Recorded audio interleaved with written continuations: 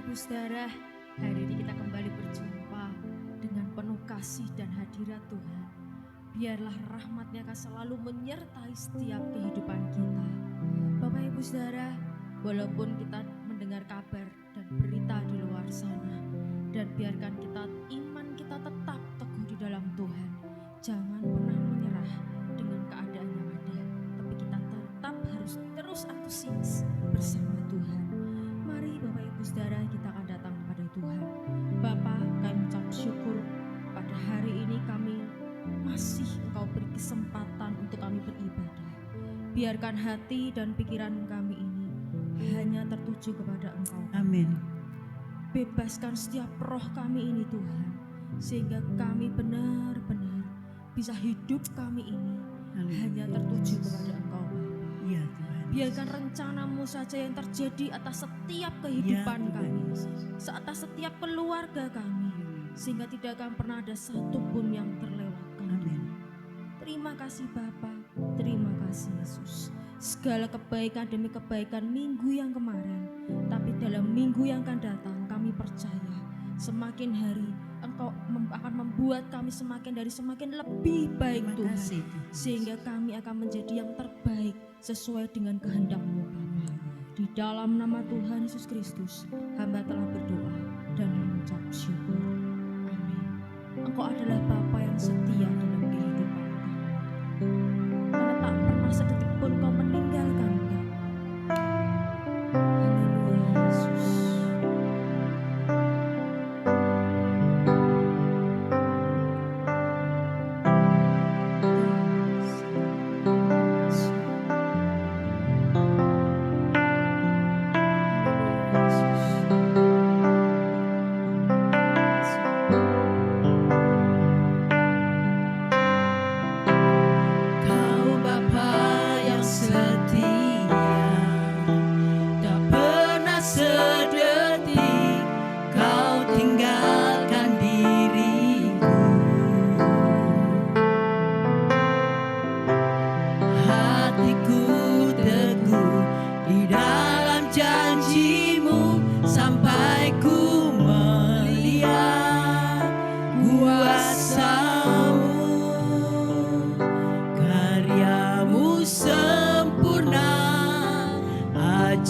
Dan mulia penyertaan-Mu, buktikan kasih-Mu kepadaku. Ku agungkan Engkau, Yesus termulia, kasih-Mu terindah selamanya. Engkau Bapa yang setia dalam hidup kami.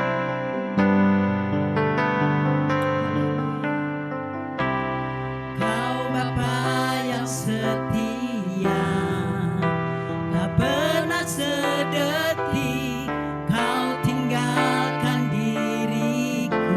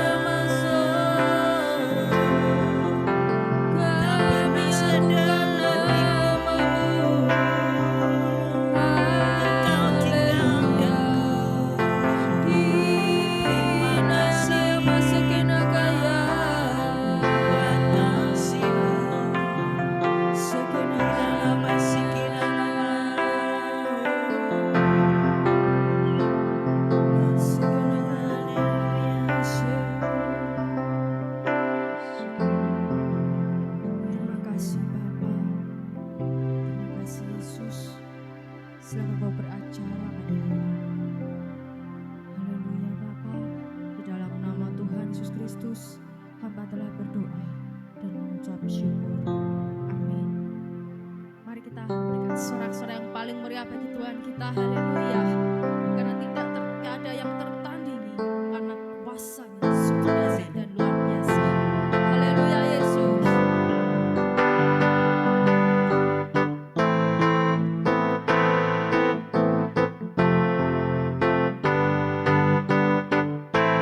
Siapa kau bandingkan perbuatannya yang heran? Tak ada kerajaannya yang terbesar tak akan tergoyahkan. Semua musuh pun gemetar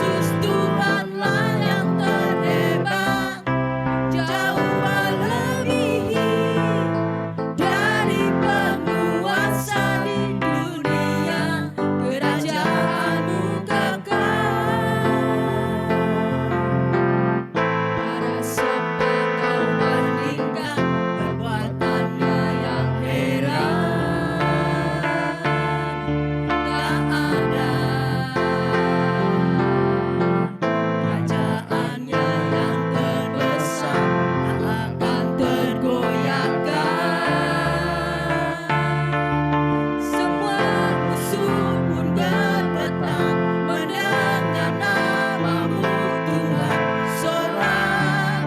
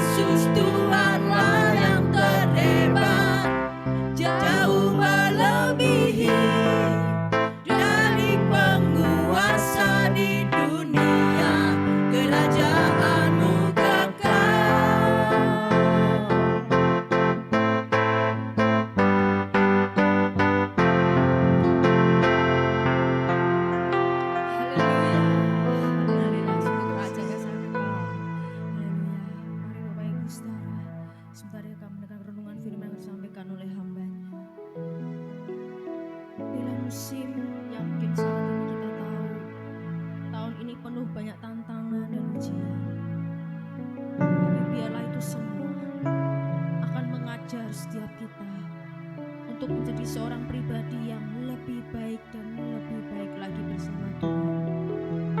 Haleluya Yesus. Terima kasih Tuhan.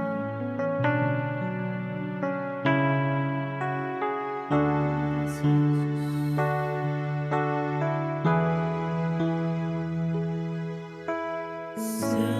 Semusim berlalu, namun kau selalu di harapku.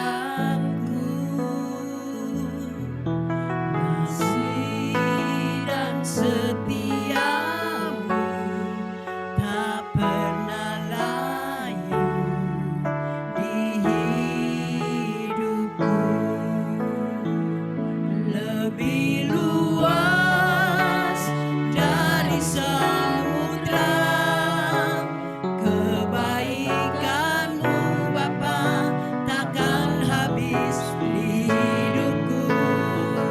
Lebih tinggi dari cakrawala, tak terbatas kasih-Mu. Sungguh ku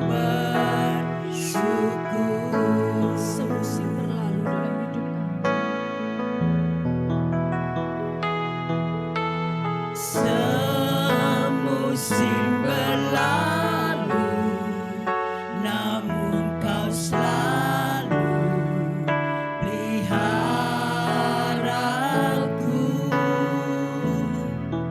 Kasih dan setiamu tak pernah layu di hidupku. Lebih luas dari samudra kebaikan-Mu Bapa, takkan habis di hidupku. Lebih tinggi dari cakrawala, tak terbatas kasih-Mu. Sungguh ku bersyukur. Lebih luas dari samudra kebaikan-Mu Bapa, takkan habis di hidupku. Lebih tinggi dari cakrawala, tak terbatas kasih-Mu. Sungguh ku bersyukur.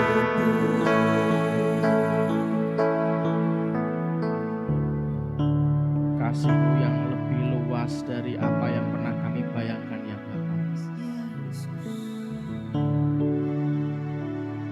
Kebaikan-Mu melebihi dari apa yang kami harapkan ya Tuhan. Bukan dari apa yang pernah manusia bayangkan. Kau mengasihi kami luar biasa. Biarlah hari ini kami belajar Tuhan untuk membangun jemaat, membangun gereja, membangun roh kami, membangun hikmat pengetahuan kami, sukacita kami hanya di dalam nama-Mu yang kudus. Karena memang hanya satu-satunya, hanya Engkau saja yang layak untuk dipuji dan disembah.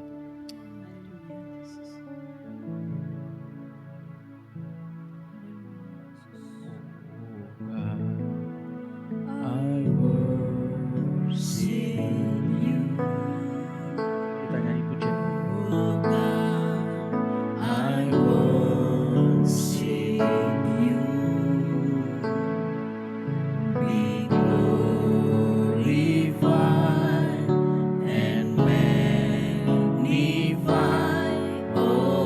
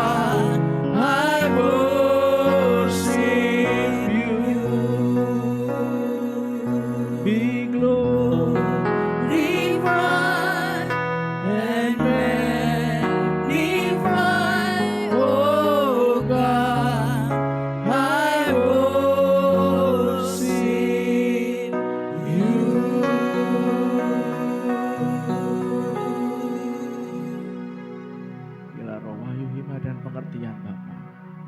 Mengajarkan kami langkah-langkah kami. Semakin hari semakin menyenangkan Kau. Hanya di dalam nama Tuhan Yesus Kristus, kita semua yang percaya kita berkata, amin. Berikan tepuk tangan paling meriah buat Tuhan kita. Oke, shalom. Selamat pagi Bapak Ibu semuanya. Minggu lalu kita sama-sama belajar tentang siapa saja yang menciptakan rakanya sendiri dalam hidupnya. Kita juga belajar bahkan Yesus Kristus lebih menekankan dari sisi internal, dari sisi kehidupan pribadi para murid dan pengikut-pengikutnya. Otomatis melalui analogi anggota tubuh yang minggu lalu kita sharing, seperti tangan, kaki, dan mata, Yesus ingin mengingatkan para murid dan pengikut-pengikutnya agar memperhatikan kehidupan pribadi mereka, termasuk saudara dan saya tentunya sebagai pengikut Kristus. Juga ada sebuah dorongan buat Anda semuanya yang sudah mendaftar di Lamtera Idol. Saya diberitahu oleh Bapak Petrus Hirnowo sebagai direktur dari MLG, ada sekitar 32 orang yang mendaftar, di mana masing-masing orang itu mendaftarkan, ada yang grup, ada yang perorangan.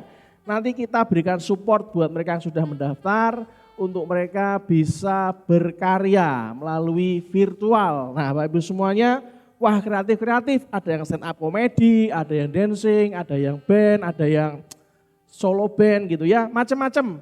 Nah, yang membuat saya takjub adalah ternyata Lamtera Idol ini bukan hanya di Lamper Tengah Raya di kota Semarang. Ternyata sampai ke kota Jepara, Kendal, Demak, bahkan seluruh kota Semarang. Nah nanti kita nantikan tanggal-tanggal di mana Anda bisa perhatikan setiap kali mereka nanti memasukkan dalam sosial media, kita berikan semangat buat mereka. Nah hari ini kita belajar untuk menjadi pengikut Kristus yang teachable, yang bisa diajar, yang mau diajar. Kenapa Pak kok harus mau diajar? Ya karena Yesus akan terus mengajarkan kepada saudara dan saya, belum tentu saudara dan saya itu mau diajar. Banyak manusia hidup itu menganggap dirinya paling hebat, paling benar, dan lebih hebat kadang-kadang dibandingkan penciptanya. Jadi mintalah tuntunan Roh Kudus untuk Anda dan saya ini mau dibentuk, yang setuju sama-sama katakan amin. Nah kita lihat di Roma pasal 10 ayat 14 sampai 15. Roma pasal 10 ayat 14 sampai 15 dikatakan, tetapi bagaimana mereka dapat berseru kepadanya jika mereka tidak percaya kepada Dia? Bagaimana mereka dapat percaya kepada Dia jika mereka tidak mendengar tentang Dia? Bagaimana mereka mendengar tentang Dia jika tidak ada yang memberitakannya?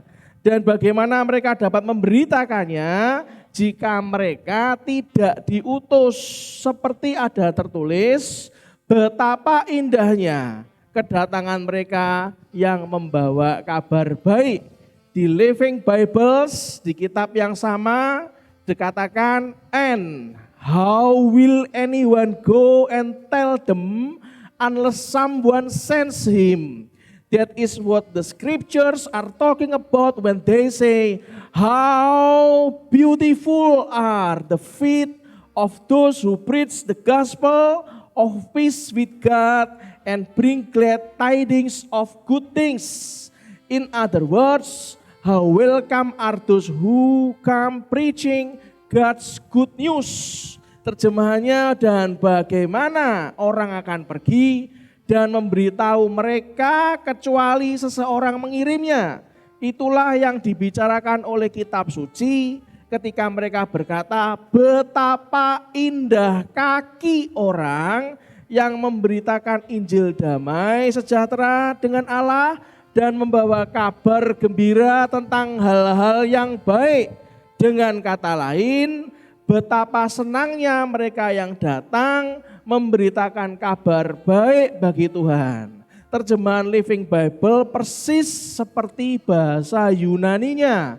Tempat aslinya di Palestina, di mana di sana panas sekali dan berdebu. Otomatis bagian tubuh mana yang paling kotor? Bagian tubuh yang paling kotor dan bau yaitu kaki. Minggu lalu kita belajar kalau kaki kita membawa kita masuk dalam neraka, lebih baik dipenggal. Tapi hari ini kita bicara bahwa justru kaki itu yang paling penting, karena dikatakan di Living Bible, kenapa Alkitab berkata betapa indahnya kaki orang yang memberitakan Injil damai sejahtera dengan Allah dan membawa kabar gembira tentang hal-hal yang baik, supaya saudara dan saya juga menggunakan kaki kita, tangan kita, mata kita, pikiran kita, hati kita untuk memberitakan Injil, damai sejahtera dengan Allah, dan membawa kabar gembira tentang hal-hal yang baik, saudara. Yang setuju katakan amin.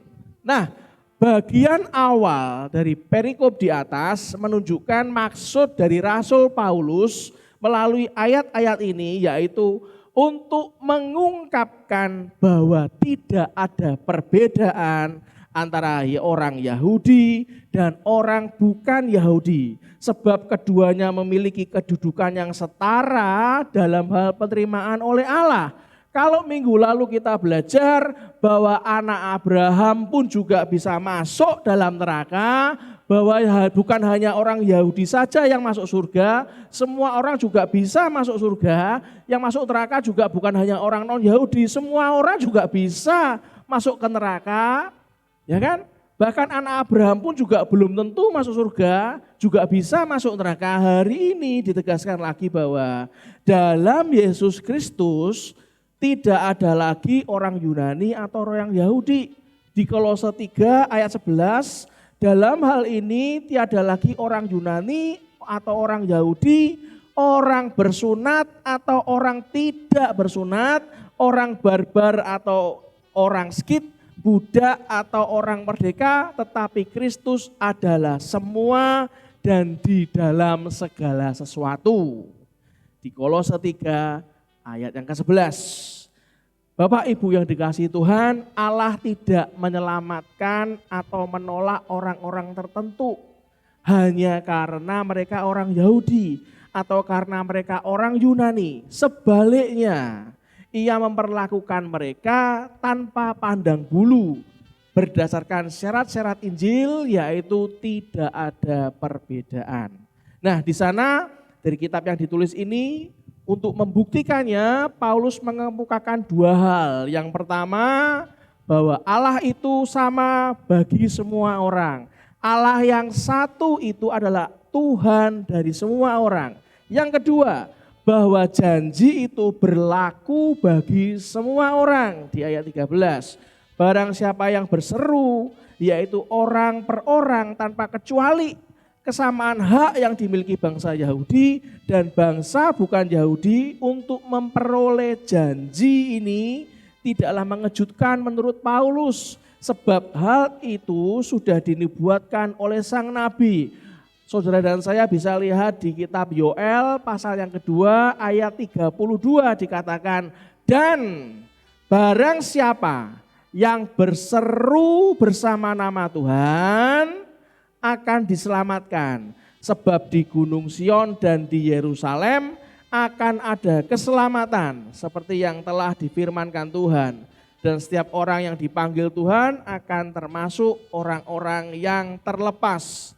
Di sini berseru kepada nama Tuhan mencakup semua pelaksanaan ibadah agama apapun, saudara. Mari kita baca berikutnya di Matius pasal 9 ayat 35 sampai 36. Matius pasal 9 ayat 35 sampai 36. Dikatakan, demikianlah Yesus berkeliling ke semua kota dan desa. Ia mengajar dalam rumah-rumah ibadat dan memberitakan Injil kerajaan surga serta melenyapkan segala penyakit dan kelemahan. Melihat orang banyak itu, tergeraklah hati Yesus oleh belas kasihan kepada mereka karena mereka lelah dan terlantar seperti domba yang tidak bergembala. Saudara, dikatakan mereka terlantar seperti domba yang tidak bergembala. Ungkapan ini diambil juga dari 1 Raja-Raja 22 ayat 17. Lalu jawabnya, telah kulihat seluruh Israel bercerai-berai di gunung-gunung seperti domba-domba yang tidak mempunyai gembala. Sebab itu Tuhan berfirman, mereka ini tidak punya Tuhan. Baiklah masing-masing pulang ke rumahnya dengan selamat. Dan Anda juga harus tahu, menggambarkan keadaan yang menyedihkan dari orang-orang yang tidak punya pemandu yang setia, yang menuntun mereka di dalam perkara-perkara mengenai Allah. Tidak ada makhluk yang lebih mudah tersesat dibanding domba, saudara.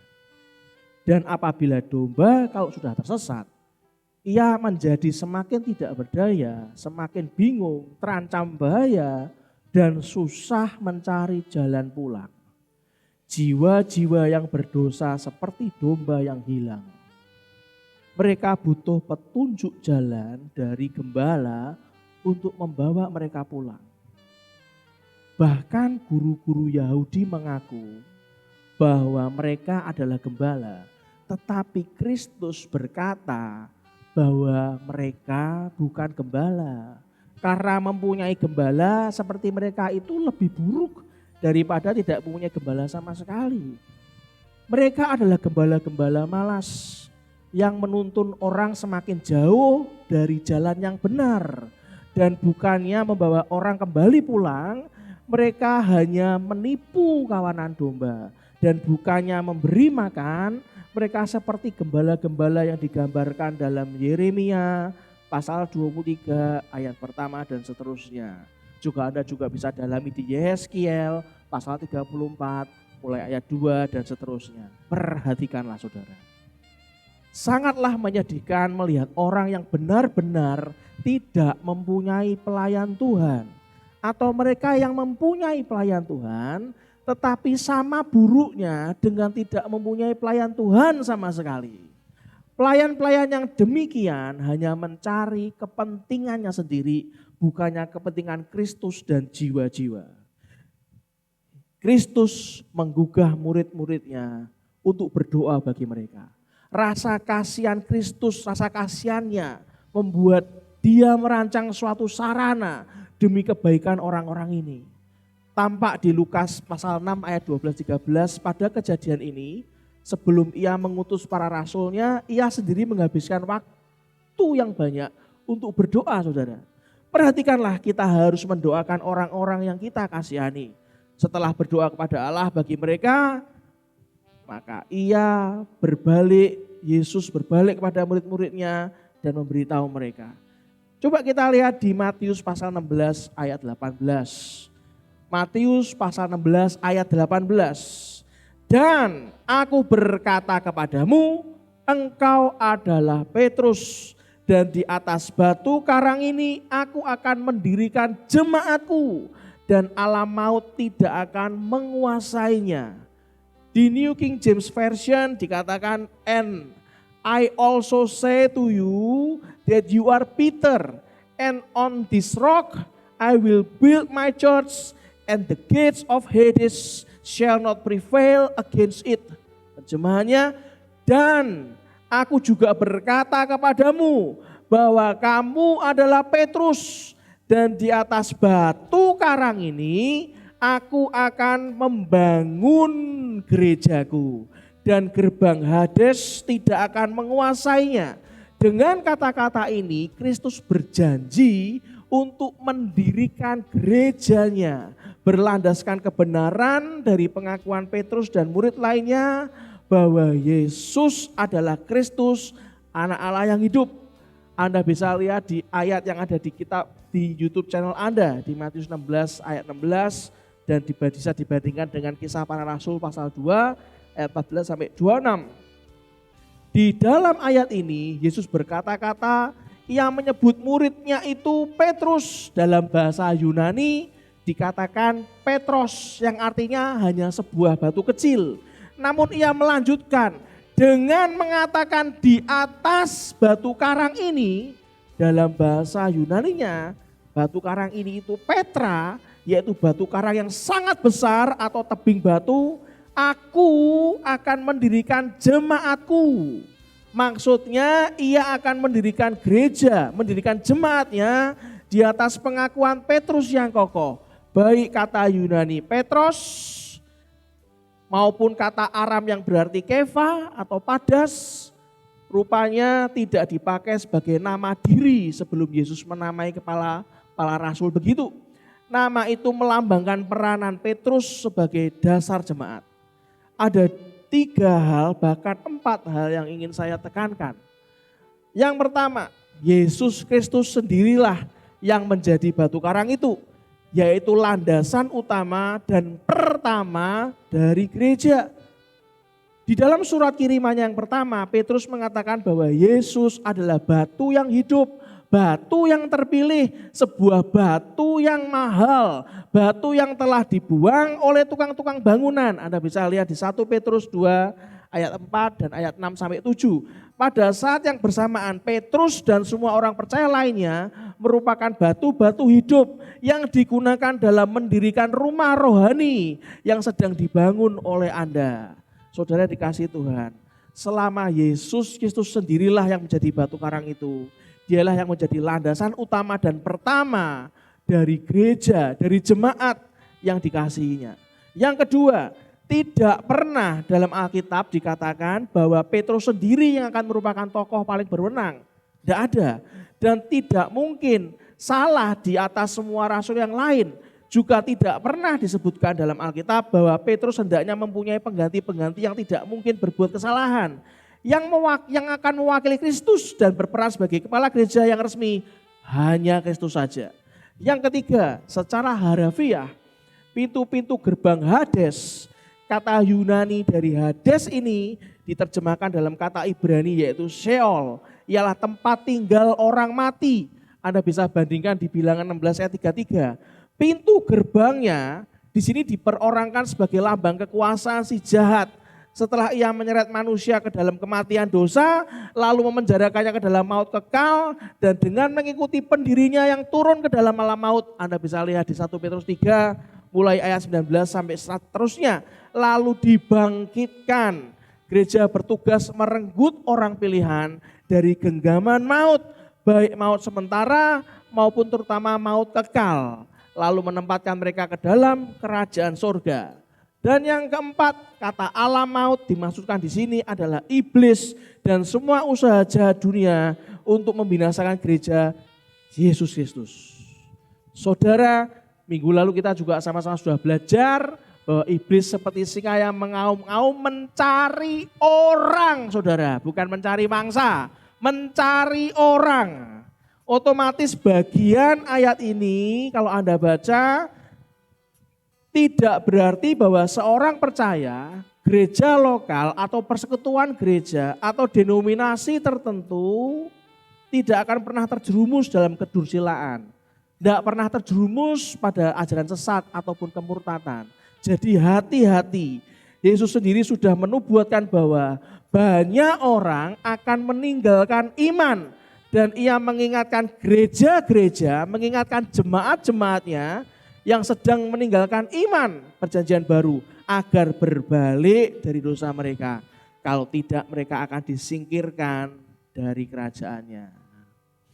Saudara, janji dalam ayat Matius 16 ayat 18 tidak berlaku atas mereka yang menyangkal imannya dan juga tidak berlaku bagi saudara-saudara dan saya yang menjadi jemaat yang suam-suam kuku, yang panas tidak, dingin pun tidak, hanya suam-suam saja, enggak berlaku saudara.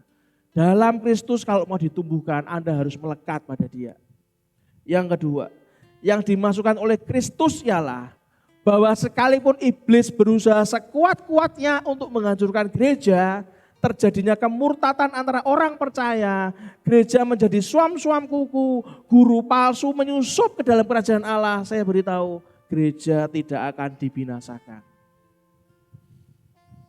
Dengan kasih karunia-Nya, kebijaksanaan dan kuasanya yang maha besar, Allah senantiasa akan memiliki sekelompok sisa orang percaya dan gereja sepanjang sejarah penebusan yang tetap setia kepada Injil Kristus yang asli, dan rasul-rasul yang mengalami persekutuannya, ketuhanan Kristus serta kuasa Roh Kudus sebagai umat Allah yang sejati, kelompok yang tersisa, berapapun sisanya yang masih setia, akan tetap menunjukkan kuasa kerajaan dari Roh Kudus untuk melawan iblis, melawan dosa, penyakit, dunia, dan kuasa-kuasa kegelapan.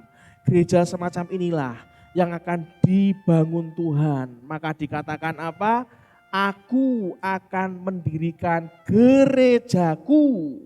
Gereja semacam inilah yang tidak akan pernah dapat dibinasakan oleh iblis, oleh seluruh bala tentaranya. Saudara, karena ini gereja yang dibesarkan, yang didirikan oleh Yesus Kristus. Saya harus mengingatkan lagi, demi kasih Tuhan, bertanyalah kepada Tuhan sebelum Anda membuat kesepakatan dengan apapun dan siapapun.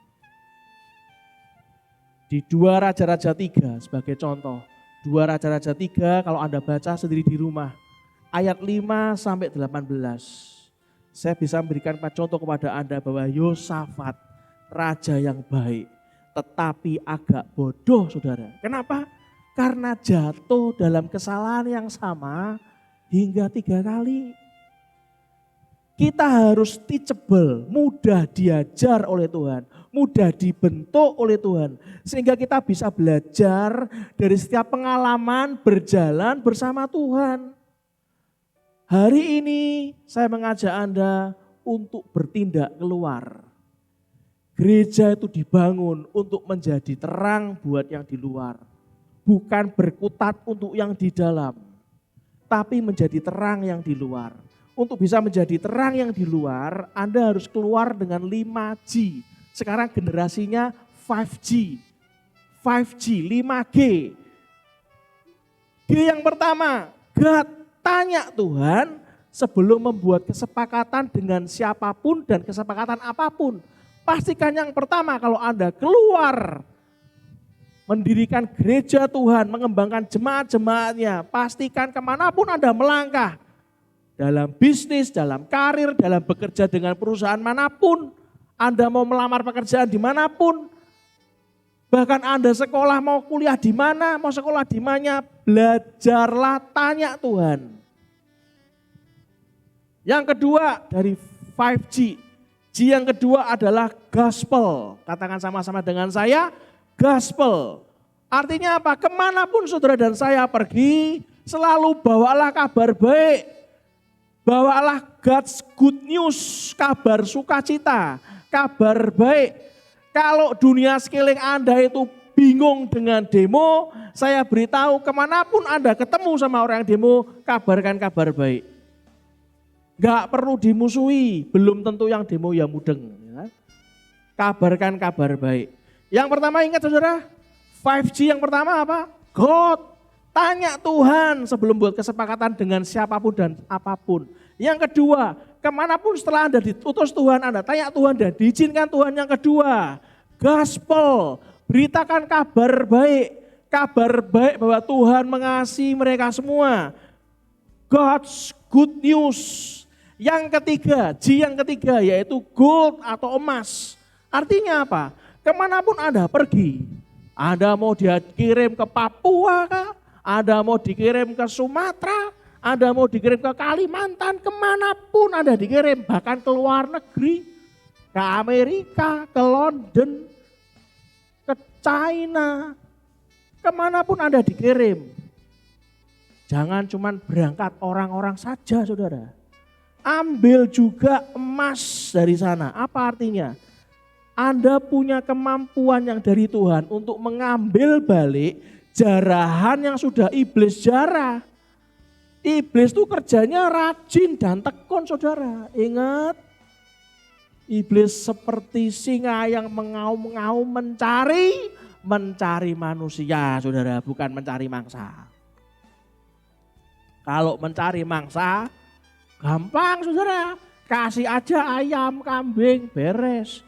Tapi seperti singa mengaum-ngaum mencari manusia untuk dimakannya. Otomatis sudah banyak yang dijarah iblis. Kemanapun Anda ditaruh Tuhan, dimanapun Anda bekerja, pastikan Anda juga mendapat sesuatu yang menguntungkan buat banyak orang, yang menguntungkan, memberkati buat banyak orang. Kerja apapun, kerja dimanapun, percayalah dibuat Tuhan berhasil. Yang setuju katakan amin.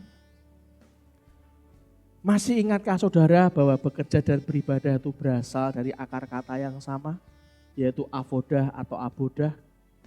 Kalau Anda lupa, di layar YouTube channel Anda akan ditulis, akan dijelaskan bahwa ibadah itu dari istilah Ibrani di Perjanjian Lama, yaitu avodah atau abodah. Dan bekerja juga diambil dari akar kata dari bahasa Ibrani avad, nominanya yaitu avodah. Suatu aktivitas alamiah untuk manusia sejak semula, jadi bekerja itu ya alamiah. Anda dikirim dimanapun bekerjalah.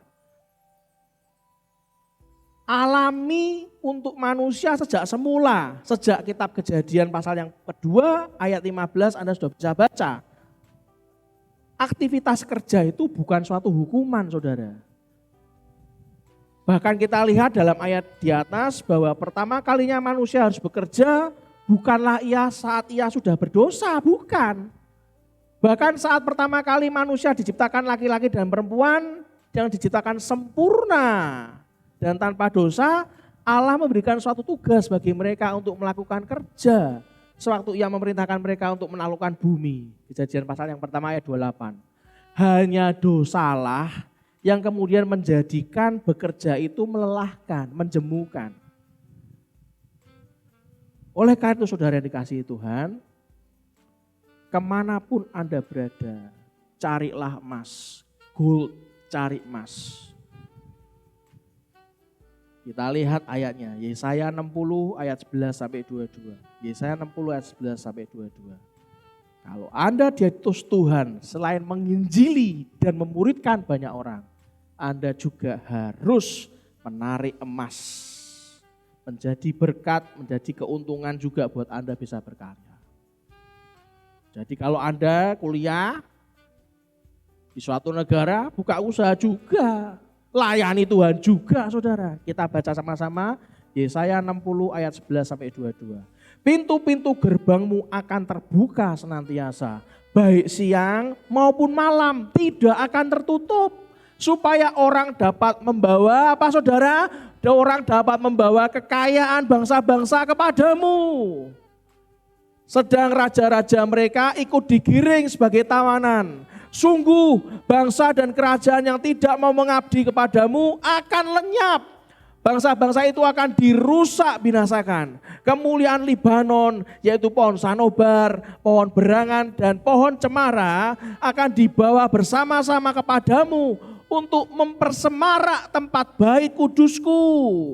Sebab aku hendak memuliakan tempat kakiku berjejak. Anak-anak orang-orang yang menindas engkau akan datang kepadamu dan tunduk. Dan semua orang yang menista engkau akan sujud menyembah telapak kakimu. Mereka akan menyebutkan engkau kota Tuhan, Sion milik yang maha kudus, Allah Israel. Sebagai ganti keadaanmu dahulu ketika engkau ditinggalkan, dibenci dan tidak disinggahi seorang pun. Sekarang kata Tuhan, sekarang aku akan membuat engkau menjadi kebanggaan abadi, menjadi kegirangan turun-temurun. Engkau akan mengisap susu bangsa-bangsa dan akan meminum susu kerajaan-kerajaan. Maka engkau akan mengetahui bahwa akulah Tuhan, juru selamatmu dan penebusmu yang maha kuasa, Allah Yakub. Sebagai ganti tembaga, aku akan membawa emas, saudara. Kemanapun Anda pergi, pastikan gold itu pun akan dibawa Tuhan buat Anda. Dan sebagai ganti besi, aku akan membawa perak. Sebagai ganti kayu tembaga dan sebagai ganti batu besi. Aku akan memberikan damai sejahtera dan keadilan yang akan melindungi dan mengatur hidupmu. Tidak akan ada lagi kabar tentang perbuatan kekerasan di negerimu, tentang kebinasaan atau keruntuhan di daerahmu, engkau akan menyebutkan tembokmu selamat dan pintu-pintu gerbangmu pujian. Bagimu matahari tidak lagi menjadi penerang pada siang hari, dan cahaya bulan tidak lagi memberi terang pada malam hari, tetapi Tuhan akan menjadi penerang abadi bagimu, dan Allahmu akan menjadi keagunganmu.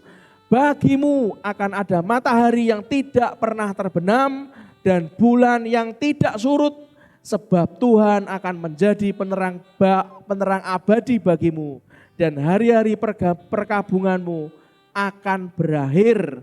Pendudukmu semuanya orang-orang benar. Mereka memiliki negeri untuk selama-lamanya. Mereka sebagai cangkokan yang kutanam sendiri untuk memperlihatkan keagunganku. Yang paling kecil akan menjadi kaum yang besar, dan yang paling lemah akan menjadi bangsa yang kuat. Aku Tuhan akan melaksanakannya dengan segera pada waktunya. Ingat baik-baik, 5G yang pertama apa? God. Yang kedua gospel. Yang ketiga gold. Oke. Dan yang keempat, pastikan semuanya kita lakukan bersama Tuhan pasti akan melalui yang keempat yang namanya grow. Selalu utamakan pertumbuhan. Pertumbuhan hikmat akan pengenalan akan Tuhan, pertumbuhan pengetahuan akan Tuhan kita, dan juga pertumbuhan kegembiraan atau sukacita yang akan menjadi berkat buat orang yang setuju, katakan amin. Dan yang kelima yang terakhir 5G, G yang kelima yaitu glory, saudara. Kemanapun Anda bertumbuh bersama Tuhan, selalu bawalah kejayaan bagi Tuhan. Bergerak keluar, buat sesuatu yang berbeda. Lakukan 5G, lakukan dengan solid, jangan menggerutu. Apapun yang Anda dapatkan bersama dengan saya dari Tuhan, semuanya itu akan mendapatkan sesuatu yang dikuatkan yang dari dalam, dari roh. Bergerak keluar. Injili banyak orang, beritakan kabar baik. Saudara, kalau Anda lakukan terus yang namanya 5G dengan solid, artinya apa dengan solid? Artinya Anda akan dikembangkan untuk punya multi talenta. Anda akan menjadi terlatih, Anda diajarkan untuk belajar fokus. Di tengah banyak badai terjadi, banyak masalah terjadi, Anda tetap fokus. Orang mau ngomongin apa tentang Anda, gak usah dipikir saudara. Biarkan saja, fokus buat Tuhan. Komitmen Anda akan dilatih, komitmen yang kuat. Dan yang pasti kalau Anda dibuat solid kehidupan rohani, maka Anda akan dibuat tidak bercabang hati. Sehingga apa yang Anda dapatkan di rohani, Anda bisa menjadi daging di dalam jasmani. Berkat itu menjadi kenyataan. Kalau Anda baca di 1 Tawarik 12 ayat 33, kalau Anda baca, dikatakan dari Zebulon, orang-orang yang sanggup berperang, yang pandai berperang dengan berbagai-bagai senjata. 50.000 orang yang siap memberi bantuan dengan tidak bercabang hati. Saudara, suku Zebulon yang jadi tentara Daud di Hebron, multi talenta dan skillnya terlatih, memiliki berbagai macam kemampuan, sanggup kerja fokus dan punya komitmen. Hari kayak gini, mohon maaf saudara, yang kayak gini itu langka di Indonesia. Orang yang tidak bercabang hati itu langka. Berapa banyak orang itu yang hanya memikirkan dirinya sendiri. Bahkan saat firman dibacakan tersinggung kan. Pada saat sesuatu kebenaran dinyatakan tersinggung saudara. Aneh kan. Saya beritahu manusia langka di zaman sekarang adalah orang yang tidak bercabang hati terus pada Tuhannya. Tapi kalau Anda tidak mau menekuni apapun, Anda menyepelekan kepercayaan diberikan Tuhan pada Anda, tidak betul-betul digumuli, apapun yang Anda pegang nggak akan jadi. Serius. Banyak orang itu hanya iri sama kelebihan orang lain. Tapi orang tidak pernah iri dan tidak pernah tanya. Mungkin orang yang dia iri itu tiap hari dia berdoa sampai lututnya lecet semua. Dia bekerja bahkan sampai membuat malaikat menangis. Dia keluarkan uang, terus dia keluarkan uang untuk menabur dalam taburan Tuhan. Orang tidak pernah mau tahu, dia cuma iri sama orang itu. Semua yang tidak ditekuni dan tidak betul-betul digumuli, tidak akan jadi apa-apa. Sometimes Tuhan kasih percepatan. Tuhan buat percepatan. Tapi saran saya, ya harus ditunggui dengan tekun saudara. Kalau Anda sepelekan, tidak bisa. Sebulon mendukung Daud. Bisa berbagai senjata, tidak bercabang hati. Dan hari ini saya harus ngomong ke Anda. Kalau Tuhan mendirikan gerejanya, mendirikan jemaatnya, maka Tuhan suruh kita untuk solid. Kalau kita solid, maka kita akan mampu lakukan apapun yang Tuhan perintahkan. Saya ulangi lagi, lakukan terus 5G, sekarang generasi 5G. Lakukan secara solid itu apa aja? Berusaha multi talenta. Jangan puas dengan talenta yang cuma itu aja. Bukankah sudah beberapa kali saya singgung? Kalau orang itu mendapatkan pengembangan dari pengetahuan yang dari Tuhan, maka dia akan terus dikasih. Akan diberikan kelimpahan yang luar biasa. Bahkan minggu lalu juga saya bawakan juga. Apa yang tidak ada pada saudara dan saya akan diambil dan dicampakkan di tempat yang paling gelap. Solid itu artinya multi talenta. Orang yang mau terlatih skillful, fokus, sanggup untuk fokus. Gak gampang menggok ke kiri atau menggok ke kanan. Dan punya komitmen yang kuat. Dan yang paling penting yang tidak dimiliki dan langka di Indonesia adalah tidak bercabang hati. 2 Tawarik 18 kalau Anda baca ayat 1-4 Anda baca sendiri. Berbicara tentang Yosafat. Raja yang baik tapi cenderung bekerja sama dengan raja-raja Israel yang sebagian besar jahat. Bahkan hingga 3 kali saudara. Di ayat pertama dikatakan dia menjadi besan Ahab dan Isabel. Ayat kedua Yosafat ke Samaria. Ahab menjamu Yosafat dengan tujuan mengajak menyerang Ramot Gilead. Ayat yang ketiga Yosafat langsung setuju tanpa tanya Tuhan. Ayat yang keempat setelah menyetujui persetujuan. Setelah setuju, membuat persetujuan. Baru tanya Tuhan, terlambat. 2 Tawarik 18 bersama Raja Israel dan Edom menyerang Moab tanpa tanya Tuhan lebih dulu. Ketika masalah muncul baru tanya Tuhan. Ingat 5G yang pertama apa? Tanya Allah pada Tuhan dulu. 2 Tawarik 20 ayat 35-37. Bersekutu dengan Ahasia.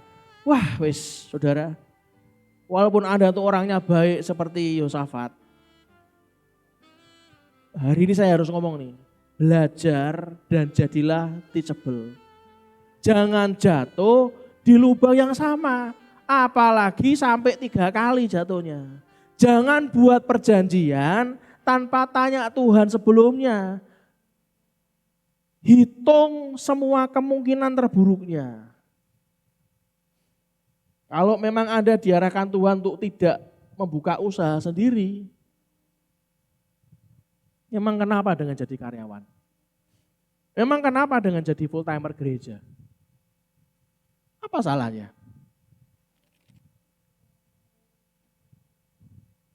Bukankah karyawan dan juga full timer gereja itu sama-sama mengusahakan sesuatu?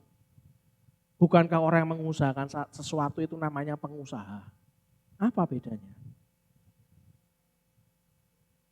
Kalau Anda gampang panas, melihat situasi, dikit-dikit Anda ambil utang, saya beritahu. Anda tuh kelihatan mewah di luar, hanya gara-gara Anda ngambil utang. Enggak sampai 3 menit orang itu sudah enggak mikirin Anda lagi kok. Orang cuma kelihatan mewah di depan, orang lain tuh cuma lihat 3 menit, oh sangar ya, hebat ya, udah cukup. 3 menit berikutnya dia mikirin masalahnya sendiri, dia enggak mikirin masalahnya orang lain. Percayalah. Kalau Anda mau ekspansi usaha, tanya Tuhan. Berusaha jangan utang.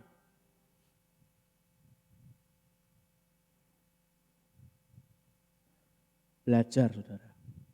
Belajar dari pengalaman berjalan bersama Tuhan. Amin. Satu cuplikan, di mana sebelum kita mengakhiri firman pada hari ini, Anda harus tahu bahwa Tuhan akan mendidik saudara dan saya. Karena Tuhan akan membangun gerejanya sekarang. Tuhan akan membangun gerejanya, membangun jemaatnya sekarang. Dan tadi sudah saya sharingkan, Tuhan tidak menunggu semua orang yang mau, hanya sisa-sisa aja yang mau, enggak apa-apa. Tuhan berkata, enggak apa-apa. Tuhan berkata, aku akan membangun gerejaku, akan membangun jemaatku sekarang. Satu cuplikan buat saudara dan saya.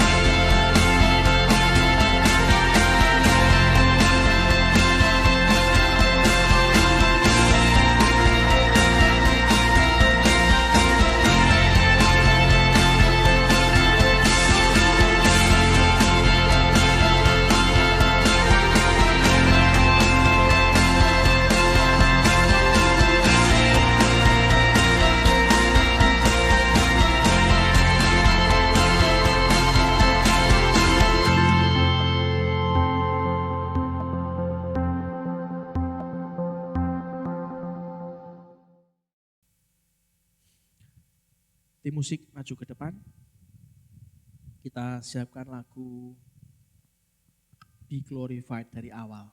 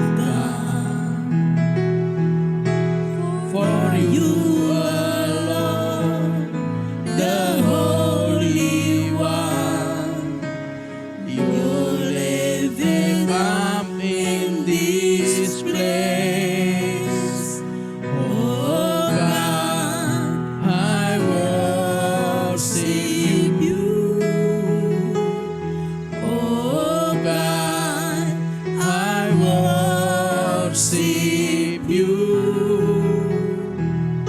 Be glorified and magnified, oh God, I worship you. Kita nyanyikan sama-sama lagi dari awal. Glory to God in the highest, for your great and matchless name. I worship you and honor you. You're living up in this place. Jesus the Son, there's no other. Heavenly King, Lamb of God. For you alone, the Holy One. You're living up in this place. Oh God, we worship you. Oh God, we worship you. Oh God, I worship you. Be glorified and magnified, oh God, I worship you. Oh God, we worship you. Oh God, I worship you. Oh God, I worship you. Be glorified and magnified, oh God, I worship you. Be glorified, be glorified and magnified, oh God, I worship you. Be glorified, be glorified and magnified, oh God, I worship you.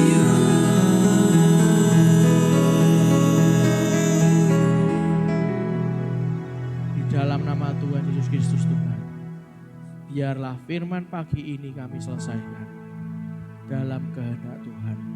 Ya, Roh Kudus-Mu sendiri yang berbicara dan memeteraikan firman ini, sehingga saat Kau membangun gereja-Mu, membangun jemaat-Mu Tuhan, tidak ada dari kami satupun yang tertinggal. Berkati jemaat-Mu yang beribadah offline maupun yang online. Biarlah semua jatuh ke tangan Tuhan dan akan siap-siap dibuat solid melakukan perjalanan keluar, perjalanan spiritual journey yang dari Tuhan, dan melakukan yang namanya 5G yang disiapkan Tuhan. Dan kalau sebentar lagi setelah ibadah online ini kami selesaikan dalam kehendak Tuhan, ajarkan kami punya hati Tuhan untuk kami mempersembahkan yang terbaik dengan bertanya kepada Roh Kudus berapa yang harus kami persembahkan. Dan biarlah berkat imamat, di mana dalam bahasa Ibrani dikatakan birkat kohanim, berkat imam. Hari ini kita akan mengangkat kedua tangan kita dan mengaminkan doa berkat ini. Tuhan memberkati engkau dan melindungi engkau. Amin. Tuhan menyinari engkau dengan wajahnya Amin. dan memberi engkau kasih karunia. Tuhan menghadapkan wajahnya kepadamu dan memberi engkau damai sejahtera. Amin. Biarlah diberkatilah orang tuamu, diberkatilah seluruh isi keluargamu, Amin. dan diberkatilah semua keturunanmu. Amin. Biarlah pekerjaanmu, pelayananmu, studi dan masa depanmu di dalam tangan Tuhan senantiasa. Kemanapun saudara dan saya pergi, kemanapun saudara dan saya keluar dan masuk mendapat perkenanan Tuhan. Amin. kesehatan dan panjang umur selalu menyertai hidup kita semuanya. Berkat dari Allah Bapa, Putra, dan Roh Kudus. Dalam nama Tuhan Yesus Kristus, di mana Engkau sendiri yang membangun gerejamu, membangun jemaatmu, dan kami semua mau setia dan tidak bercabang hati, dan kita semua yang siap kita berkata, amin. Berikan tepuk tangan paling meriah buat Tuhan kita. Oh God, I worship you. Oh God, I worship you. Be glorified and magnified. Oh God, I worship you. Be glorified. Be glorified and magnified. Oh God, I worship you. Be glorified and magnified. Oh God, I worship you.